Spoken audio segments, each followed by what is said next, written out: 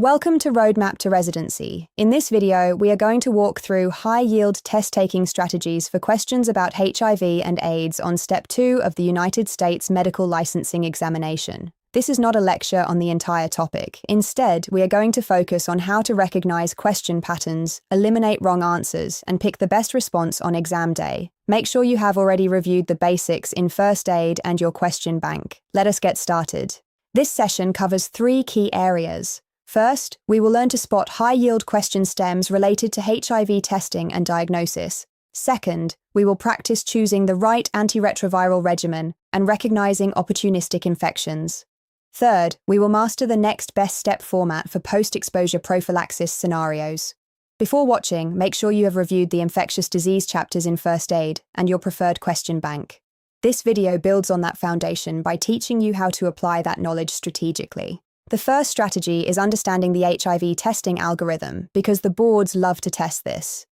When you see a stem that mentions high-risk behavior, routine screening, a pregnant patient, or a needle stick exposure, you need to think about HIV testing.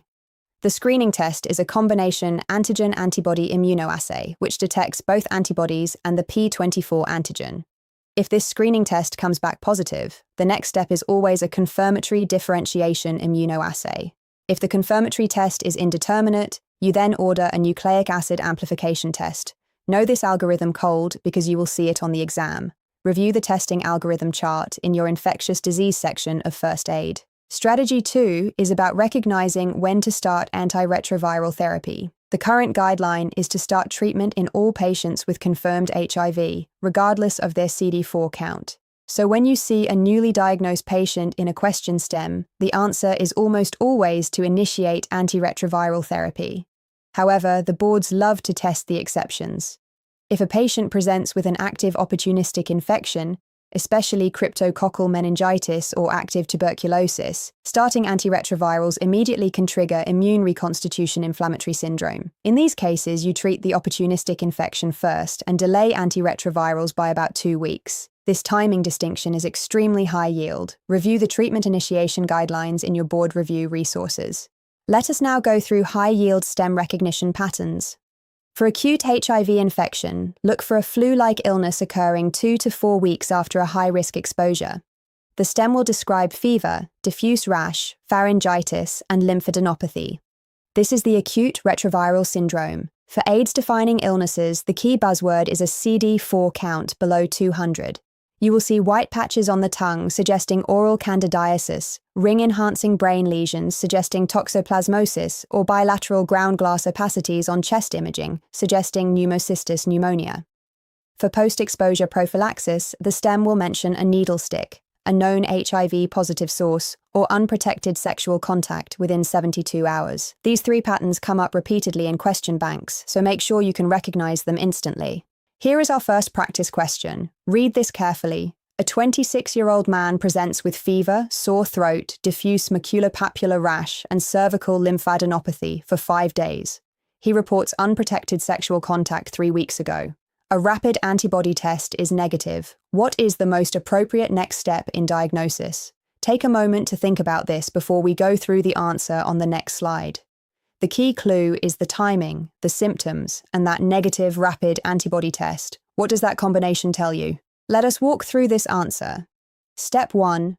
Spot the pattern. We have flu-like symptoms occurring 3 weeks after a high-risk sexual exposure, and the rapid antibody test is negative. This is classic acute retroviral syndrome. The patient is in the window period when antibodies have not yet formed, so antibody-only tests will be negative. Step 2. Understand the window period. During acute infection, the virus is replicating rapidly and the P24 antigen is circulating in the blood. A combination antigen-antibody immunoassay, sometimes called a 4th-generation test, detects both the antigen and antibodies, making it the correct test to order during this window. Step 3. Eliminate wrong answers. Choice A, repeating the rapid antibody test in 2 weeks, delays the diagnosis unnecessarily. Choice B, Western blot, is an outdated confirmatory test that is no longer part of the recommended algorithm. Choice D, starting empiric antiretroviral therapy, is wrong because you need a confirmed diagnosis first. The correct answer is C, combination antigen-antibody immunoassay. Here is our second practice question. A 34-year-old man with HIV and medication non-adherence presents with 2 weeks of progressive dry cough, fever, and worsening shortness of breath. His CD4 count is 85. Chest imaging shows bilateral ground glass opacities. Oxygen saturation is 88% on room air. What is the most appropriate initial treatment? Think about what opportunistic infection this presentation suggests and what the oxygen saturation tells you about severity. We will walk through the answer on the next slide. Let us walk through this one. Read the question carefully. This patient has all the classic features of pneumocystis pneumonia. He is HIV positive with a CD4 count well below 200. He has a dry, non-productive cough, bilateral ground glass opacities on chest imaging, and progressive shortness of breath. The first-line treatment is trimethoprim sulfamethoxazole. But here is the critical detail the boards love to test. The oxygen saturation is 88%, which indicates severe disease. The rule to memorize is that when oxygen levels indicate moderate to severe disease, you must add corticosteroids to reduce mortality. Choice A, azithromycin, treats Mycobacterium avium complex, not pneumocystis. Choice B is partially correct but misses the steroid component needed for severe disease. Choice D, caspofungin, is an antifungal that does not cover pneumocystis. The correct answer is C. Now let us talk about antiretroviral therapy, because the boards will test the first-line regimen. The standard initial regimen is a backbone of 2 nucleoside reverse transcriptase inhibitors plus a third agent. The most commonly tested combination is tenofovir plus emtricitabine plus dolutegravir. You do not need to memorize every possible combination, but you do need to know this one. Now for side effects, which are extremely high yield, tenofovir can cause kidney injury and decreased bone mineral density, so monitor renal function. Abacavir is the classic one. You must test for the HLA-B5701 allele before prescribing it, because patients who carry this allele can develop a severe, potentially fatal hypersensitivity reaction. Efavirenz causes vivid dreams and neuropsychiatric side effects. If you see a question stem mentioning nightmares or psychiatric symptoms in an HIV patient on medication, think efavirenz. Review the drug tables in your infectious disease section. Here is our third practice question. A 29-year-old emergency room nurse sustains a needle stick injury while drawing blood from a patient known to be HIV positive. She presents to occupational health within 1 hour of the exposure. She has no known medical conditions. What is the most appropriate next step? Think about what you know about the timing window for post-exposure prophylaxis and the recommended regimen. We will walk through this on the next slide.